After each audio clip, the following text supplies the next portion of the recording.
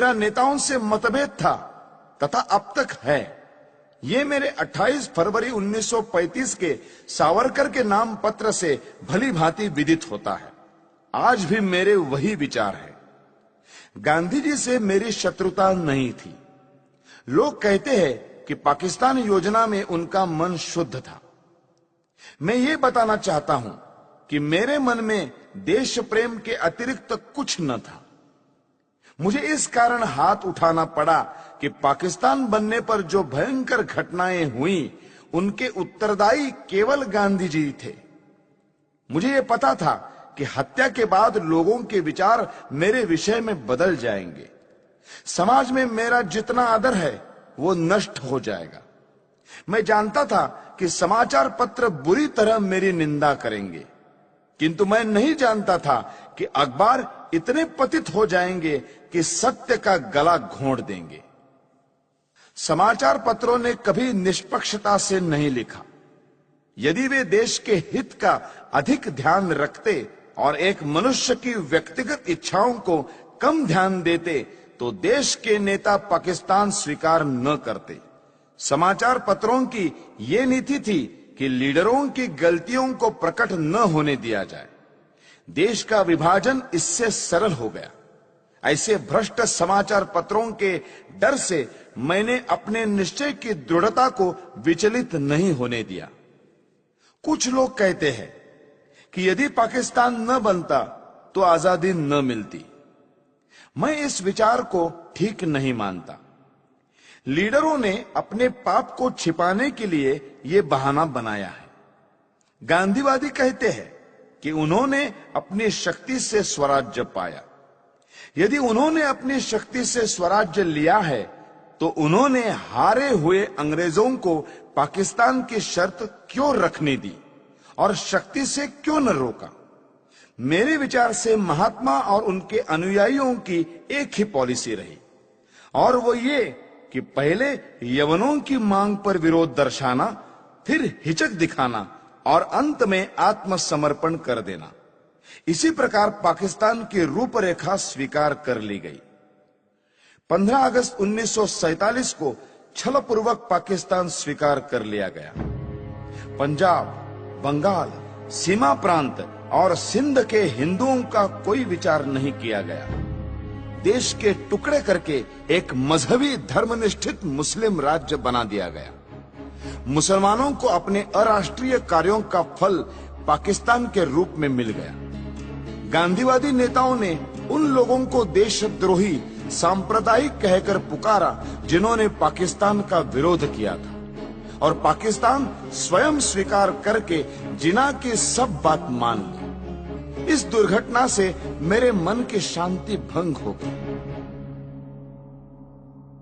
पाकिस्तान बनाने के बाद कांग्रेस सरकार पाकिस्तान के हिंदुओं की रक्षा करती तो मेरा क्रोध शांत हो जाता। मैं नहीं देख सकता था कि जनता को धोखा दिया जाए। करोड़ों हिंदुओं को मुसलमानों की दया पर छोड़कर गांधीवादी कहते रहे कि हिंदुओं को पाकिस्तान से नहीं आना चाहिए और वही रहना चाहिए। इस प्रकार हिंदू मुसलमानों के चंगुल में फंस गए और विकट विपत्तियों के शिकार हुए। जब मुझे इन घटनाओं की याद आती है तो मैं कांप उठता हूं। प्रतिदिन सहस्त्रों हिंदुओं का संहार होता था। 15,000 सिखों को गोलियों से भून दिया गया। हिंदू स्त्रियों को नग्न करके जुलूस निकाले गए। उनको पशुओं की भांति बेचा गया। लाखों हिंदुओं को धर्म बचाकर भागना पड़ा। 40 मील लंबा हिंदू निराश्रितों का जत्था हिंदुस्तान की ओर आ रहा था। हिंदुस्तान शासन इस भयानक कृत्य का कैसे भयानक निवारण करता था। उन निराश्रितों को वायुयान से रोटियां फेंककर।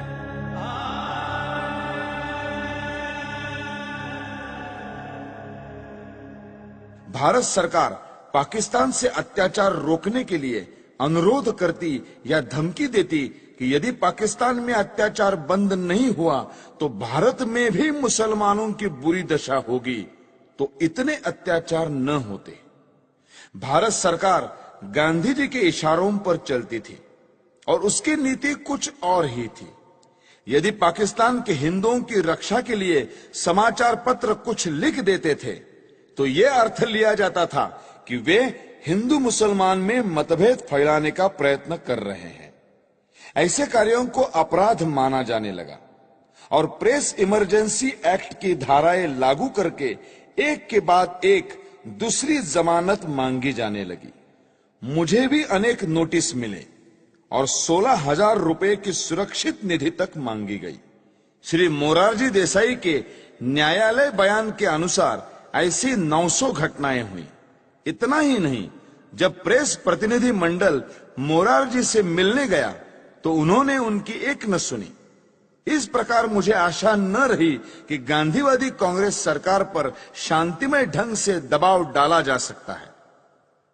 जब इस प्रकार की घटनाएं हो रही थी तब पाकिस्तान या मुसलमानों के विरुद्ध गांधी जी ने एक भी शब्द नहीं कहा। हिंदू जाति और संस्कृति को मिटाने के लिए मुसलमानों ने जो अत्याचार किए उनका मूल कारण गांधी है। यदि भारत की राजनीति को भली भांति संभाला जाता तो ऐसा हिंदू संहार कभी न होता जैसा अब हुआ, और जिसका उदाहरण इतिहास में कहीं नहीं मिलता। सबसे महत्वपूर्ण बात यह है कि मुसलमानों से संबंध रखने वाली समस्याओं में गांधी जी ने कभी जनता के विचारों की ओर ध्यान नहीं दिया। गांधी जी की अहिंसा की आड़ में इतना रक्तपात हो चुका था कि जनता पाकिस्तान के पक्ष में किसी भी विचार का स्वागत करने के लिए तैयार न थी। स्पष्ट था कि जब तक पाकिस्तान में धर्मांध मुसलमान राज्य है तब तक भारत में शांति नहीं हो सकती। फिर भी गांधी जी इस प्रकार का प्रचार कर रहे थे और इस तरह के विचार पाकिस्तान के पक्ष में फैला रहे थे जैसा कर सकने में कोई कट्टर लीगी नेता भी सफल न हो पाता। इन्हीं दिनों में उन्होंने आमरण अनशन की घोषणा करते हुए जो शर्तें रखी वे सब भी केवल हिंदुओं के विरुद्ध और मुसलमानों के पक्ष में थी। गांधी जी के अनशन की जो शर्तें थी उनमें पहली ये थी कि दिल्ली की मस्जिदों में रह रहे हिंदू शरणार्थियों को बाहर निकाला जाए और मस्जिदें मुसलमानों को सौंप दी जाए। गांधी जी ने अपनी शर्त सरकार और अन्य नेताओं को अनशन की धमकी देकर स्वीकार कराई। जिस दिन यह घटना हुई उस दिन मैं दिल्ली में था। मैंने देखा कि किस प्रकार गांधी जी की जिद को पूरा किया गया। वे शीत के दिन थे। गांधी जी ने अनशन खोला। उस दिन वर्षा हो रही थी।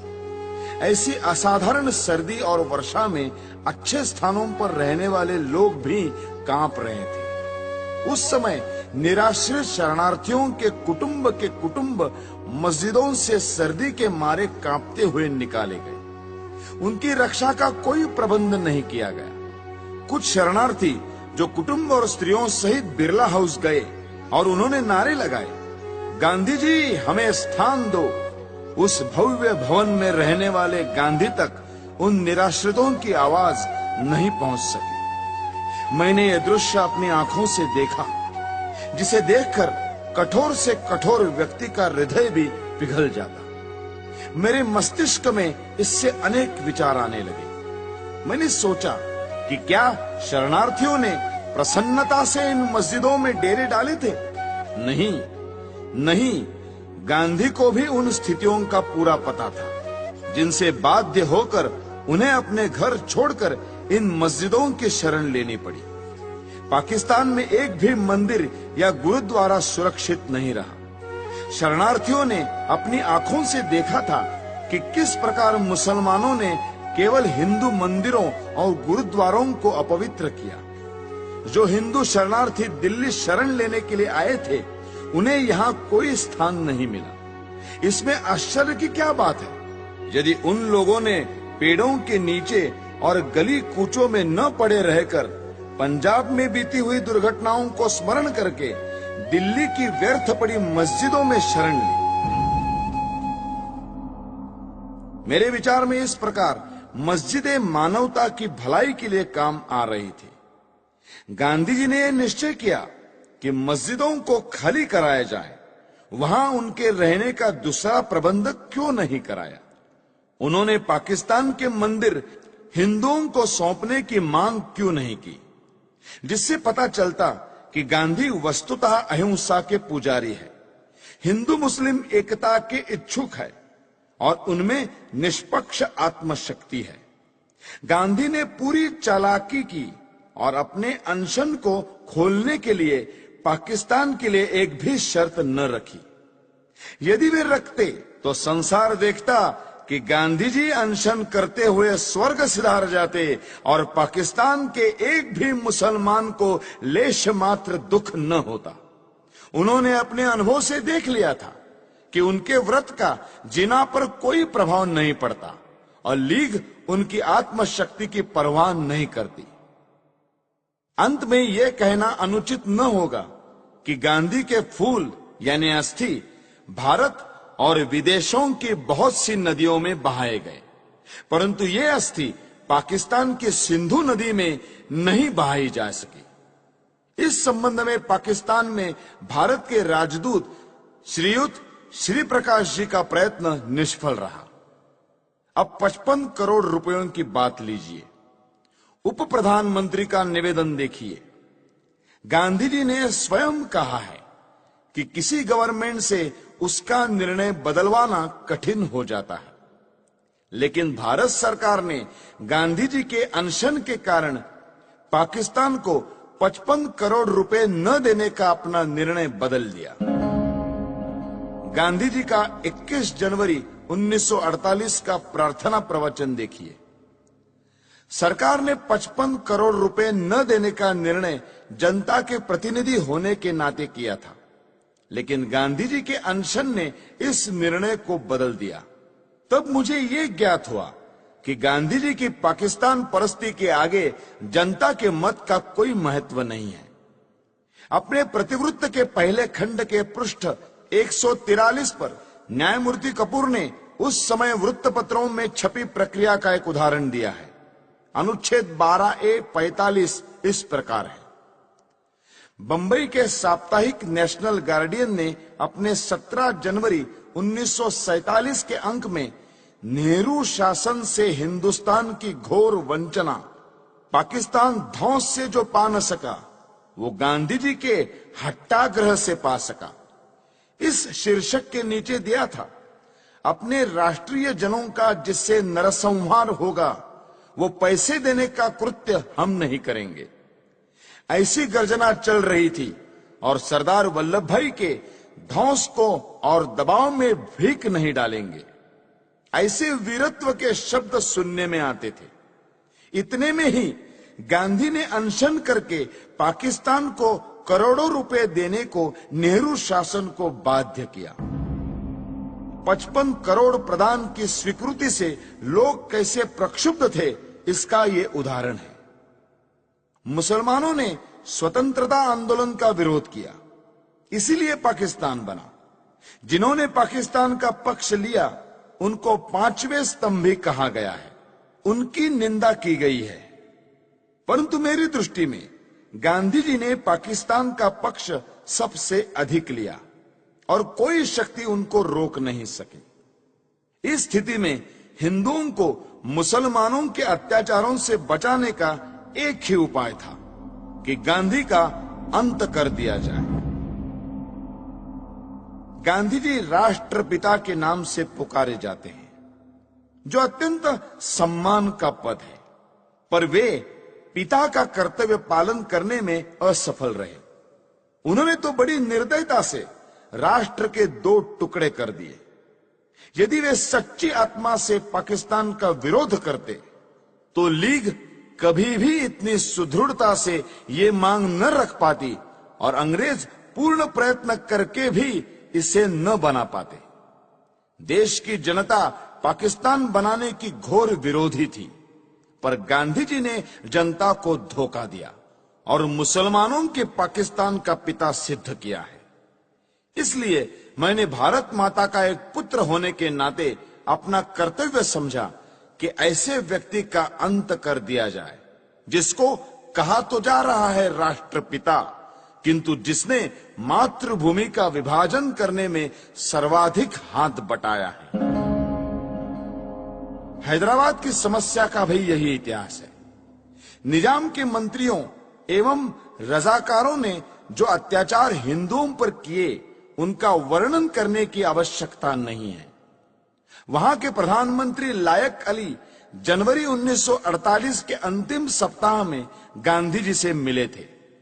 शीघ्र ही पता लग गया कि गांधी जी का व्यवहार इस विषय में भी विचित्र है। जिस प्रकार उन्होंने सुरावर्दी को अपनाया था, उसी प्रकार कासिम रिजवी को भी दत्तक पुत्र समझकर व्यवहार करेंगे, ये बिल्कुल स्पष्ट था।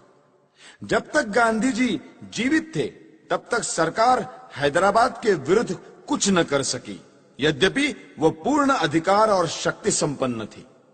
यदि गांधी जी के जीवन में ही भारत सरकार हैदराबाद में सेना या पुलिस की कोई कार्रवाई करने का निश्चय करती, तो गांधी जी हिंदू मुस्लिम एकता के नाम पर सरकार को अपने निश्चय बदलने पर बाध्य कर देते। जिस प्रकार 55 करोड़ रुपया पाकिस्तान को न देने का निर्णय वापस लेना पड़ा था। जब गांधी जी अनशन ठान लेते, तो उनको बचाने के लिए सरकार को उनकी इच्छानुसार चलना पड़ता।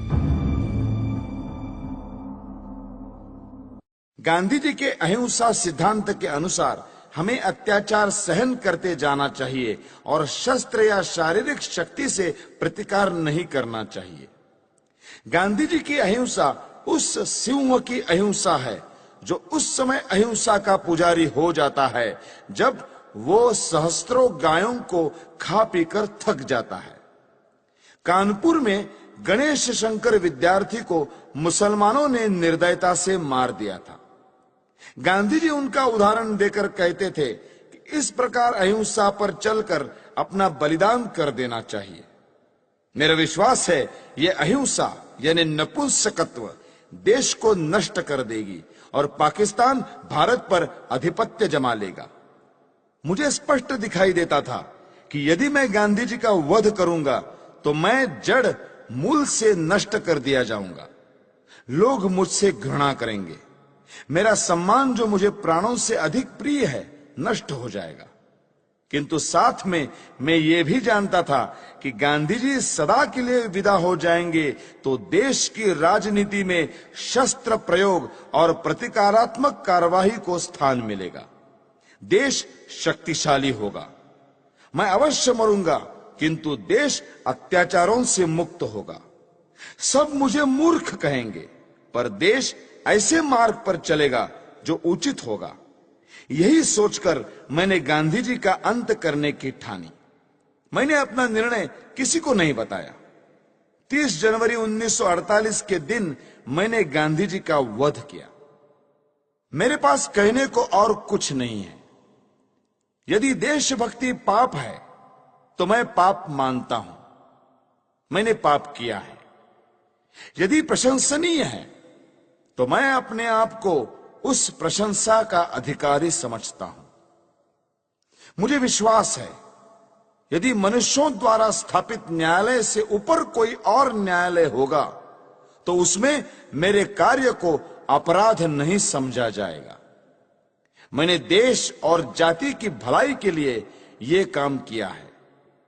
मैंने उस व्यक्ति पर गोली चलाई जिसकी नीति से हिंदुओं पर घोर संकट आए और हिंदू नष्ट हुए। वास्तव में मेरे जीवन का उसी समय अंत हो गया था जब गांधी जी पर गोली चलाई थी। उसके पश्चात मैं अनासक्त जीवन बिता रहा हूं। मेरे लिए संतोष का विषय है कि मुझे कोई पश्चाताप नहीं है। हैदराबाद की समस्या में अकारण देर हो रही थी। सरकार ने गांधी जी के मृत्यु के बाद शस्त्र शक्ति से इस समस्या को ठीक रूप से सुलझा दिया है। भारत की आधुनिक राजनीति और सरकार अभी तक तो ठीक प्रकार से चलती हुई जान पड़ रही है। गृह मंत्री ने कहा है कि देश के पास प्रचुर युद्ध सामग्री होनी चाहिए। ऐसा विचार प्रकट करते हुए उन्होंने ये नहीं कहा कि वे गांधी जी के सिद्धांतों पर चलकर ये सब कुछ करेंगे। यदि वे ऐसा कहें तो केवल अपने मन के संतोष के लिए कहेंगे।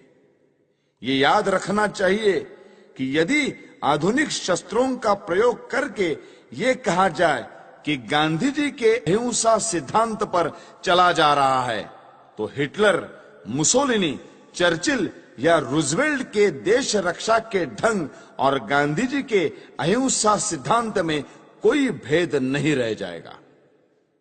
मैं यह मानने को तैयार हूं कि गांधी जी ने देश के लिए बहुत कष्ट उठाए। उन्होंने जनता में जागृति पैदा की। उन्होंने स्वार्थवश कुछ नहीं किया, परंतु दुख यह है कि वे इतने ईमानदार नहीं थे कि अहिंसा की हार को स्वीकार कर लेते। मैंने दूसरे भारतीय देशभक्तों और नेताओं के भी चरित्र पढ़े हैं जिन्होंने गांधी जी से अधिक बलिदान किए हैं।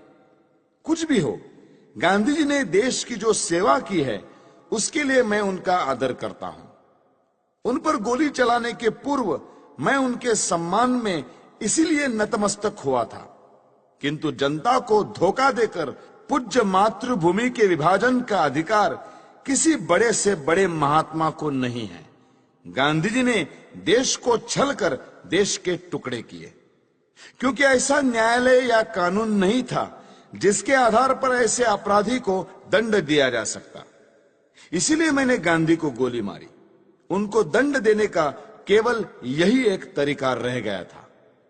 यदि मैं यह न करता तो मेरे लिए अच्छा ही होता, परंतु स्थिति बहुत खराब हो गई थी और मेरे हृदय में इतना अधिक क्षोभ था कि मैंने सोचा कि गांधी जी को स्वाभाविक मृत्यु से नहीं मरने देना चाहिए। संसार को पता लग जाए कि इस व्यक्ति ने अन्यायपूर्वक राष्ट्र के साथ छल करके भयानक रूप से देश के एक संप्रदाय का जो पक्ष लिया है उसका दंड भोगना पड़ा।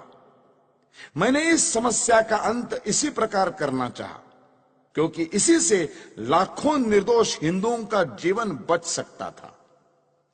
गांधी जी की जो अहममयी प्रवृत्ति इस पवित्र भूमि के पुत्रों के लिए घातक सिद्ध हुई, उसके लिए भगवान उन्हें क्षमा करे। मेरी न किसी से कोई शत्रुता है, न किसी के प्रति कोई दुर्भावना। यह मैं अवश्य कहता हूं कि इस सरकार के लिए मेरे हृदय में कोई आदर न था, क्योंकि ये अनुचित रूप से देश के शत्रुओं के हाथ मजबूत कर रही थी। मैं देख रहा था कि ये नीति गांधी के कारण थी। अब ऐसे व्यक्ति का अंत हो जाने के बाद वो राष्ट्र निर्माण की योजनाओं पर कार्य करने के लिए स्वतंत्र है। किंतु मुझे यह कहते दुख होता है कि प्रधानमंत्री नेहरू के भाषणों और कार्यों में बड़ा अंतर है। वे धर्मनिरपेक्षता के आधार पर राष्ट्र निर्माण की बातें करते हैं, जबकि उन्होंने स्वयं पाकिस्तान को धार्मिक आधार पर स्वीकार किया है। उन्हें सोचना चाहिए था कि सांप्रदायिक आधार पर बनाया हुआ पाकिस्तान भारत के लिए लाभदायक न होगा। फिर भी सब कुछ सोचने के पश्चात मेरे हृदय ने कहा कि गांधी जी के विरुद्ध काम करना चाहिए। किसी ने मुझ पर इस संबंध में कोई दबाव नहीं डाला और न ही कोई डाल सकता था। आप मेरी इस भावना को जिस प्रकार देखना चाहे देखें, और इस भावना के परिणाम स्वरूप मेरे किए हुए इस कार्य को देखकर जो दंड उचित समझे दें। इस विषय में कुछ कहने की मेरी इच्छा नहीं है। मैं किसी प्रकार की दया नहीं चाहता।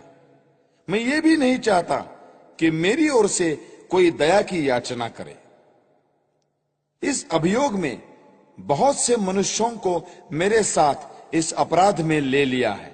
उन पर आरोप है कि उन्होंने षड्यंत्र रचा। इस विषय में मैं पहले ही कह चुका हूं कि इस कार्य में मेरा कोई साथी नहीं था। स्वयं मैं और केवल मैं ही इसका उत्तरदायी हूं। यदि दूसरे लोग इसी दोष के लिए नहीं खड़े किए जाते तो मैं अपने लिए बचाव भी न करता। न्यायालय को मालूम है कि 30 जनवरी 1948 के कृत्य से संबंधित साक्षीदारों की परिपरीक्षा यानी क्रॉस एग्जामिनेशन न ली जाए, ऐसी मेरी इच्छा थी और मेरे विधिज्ञों को भी मेरा वैसा आग्रह रहा था। इससे मैं अपने लिए बचाव नहीं कर रहा, यह स्पष्ट होगा। मैं इस बात को पहले ही बता चुका हूं कि 20 जनवरी को मैं शांतिमय प्रदर्शन के पक्ष में न था। अपने सिद्धांतों का प्रचार करने के लिए यह उपाय मुझे व्यर्थ प्रतीत होता था। फिर भी मैंने प्रार्थना सभा में होने वाले उस प्रदर्शन में सम्मिलित होना स्वीकार कर लिया। यद्यपि इसमें सम्मिलित होने की मेरी आंतरिक इच्छा न थी, दैव योग से मैं उसमें सम्मिलित न हो सका और किसी कारण से जब यह प्रयत्न सफल भी नहीं हुआ तब मुझे बड़ी निराशा हुई। आप्टे और अन्य लोगों ने पूना, बंबई, ग्वालियर में स्वयं सेवकों के लिए जो परिश्रम किया था उसका कुछ भी फल नहीं निकला। तब गांधी जी के वध के अतिरिक्त मेरे लिए दूसरा मार्ग नहीं रह गया था। इन्हीं विचारों में खोया हुआ जब मैं दिल्ली के शरणार्थी कैंप में घूम रहा था तो मुझे एक फोटोग्राफर मिला जिसकी कमर में कैमरा लटक रहा था। उसने मुझे फोटो उतरवाने के लिए कहा। वो शरणार्थी ही प्रतीत होता था। मैंने फोटो खिंचवा लिया। जिस समय मैं स्टेशन पर आया मैंने आप्टे को 2 पत्र लिखे जिसमें अपनी मानसिक दशा का वर्णन किया और अपने फोटो भी भेज दिए। नानाराव आप्टे से प्रेस और पत्र के क्षेत्र में मुझसे घनिष्ठ संबंध थे। उन्हें मैंने एक पत्र व्यक्तिगत पते पर भेजा और दूसरा हिंदू राष्ट्र कार्यालय के पते पर। अंत में मैं ये कहना चाहता हूं कि जो वक्तव्य मैंने दिया है वो सत्य और शुद्ध है। प्रत्येक बात संदर्भ ग्रंथों को देखकर तैयार की गई है।